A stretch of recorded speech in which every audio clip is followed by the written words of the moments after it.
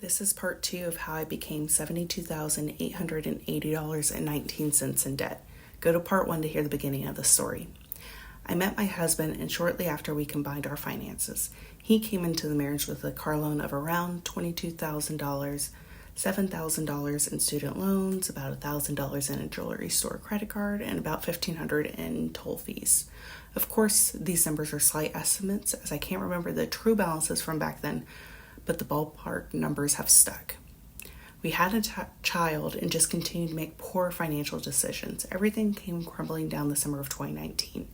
My husband got cancer. He is fine now. I had a large work mistake that took 3 months to resolve, and we sold my starter home. But selling my starter home was not simple. During the inspection, we found many issues: electrical, plumbing, structural. Not to mention, we had repaired the foundation prior to putting it on the market. The cherry on top was that the owners of the home were just plain mean.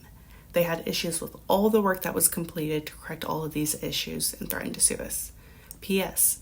They had a chance to review all the work completed prior to closing, but chose not to. So after closing, the communication became downright scary and litigious. This is when my husband and I said, we can't take this anymore. Life has become so overwhelming, we need a break. So within 2 weeks, we quit our jobs and packed up our belongings and moved to Seattle. We were only in Seattle for 6 months before we came back home. But during that time, we had spent all the money we received from the sale of my home to cover just basic expenses. Go to part 3 to hear more of my story.